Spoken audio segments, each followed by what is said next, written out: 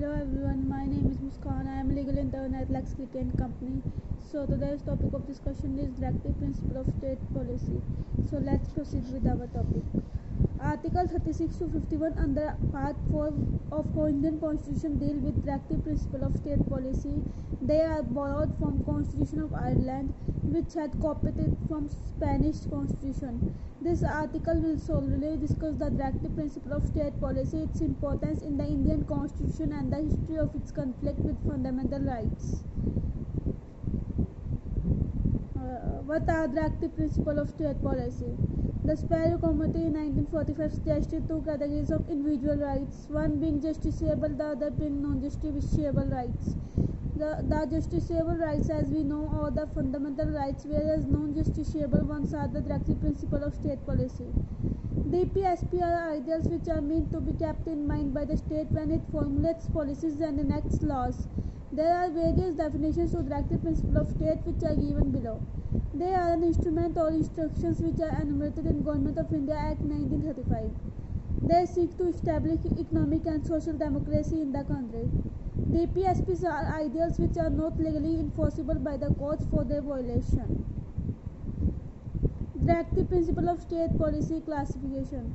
Indian Constitution has not originally classified DPSPs, but on the basis of their content and direction, they are usually classified into three types: socialist principle, Gandhian principles, liberal intellectual principles.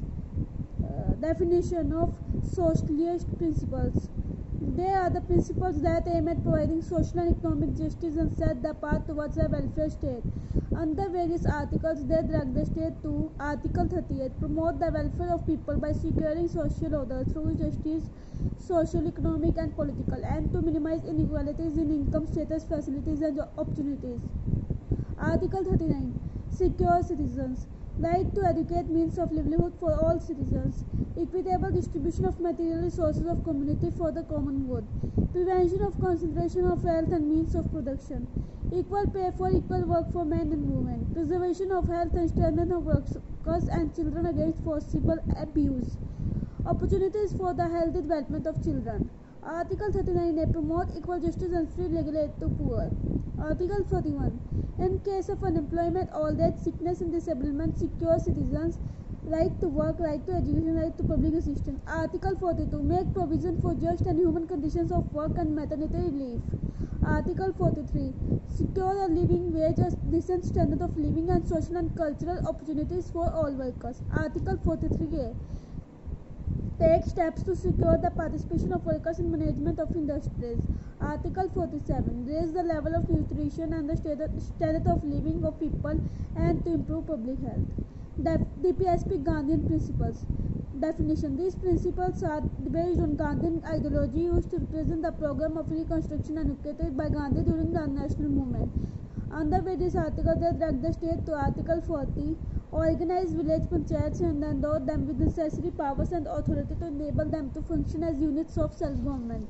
Article 43, promote cottage industries on an individual or cooperation basis in rural areas. Article 43B, promote voluntary formation, autonomous functioning, democratic control and professional management of cooperative societies. Article 46, promote the educational and economic interest of scheduled caste, scheduled tribes and other weaker sections of society and to protect them from social injustice and exploitation.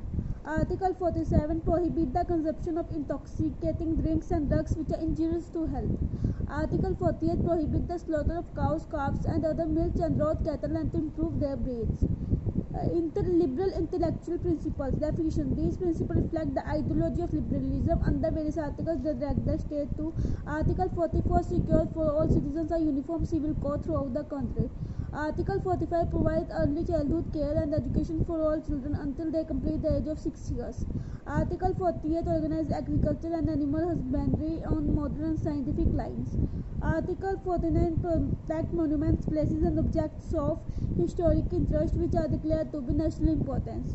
Article 50, separation of judiciary from executive.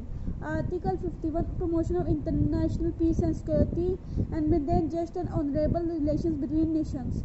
Foster respect for international law and treaty obligations. Encourage settlement of international disputes by arbitration. So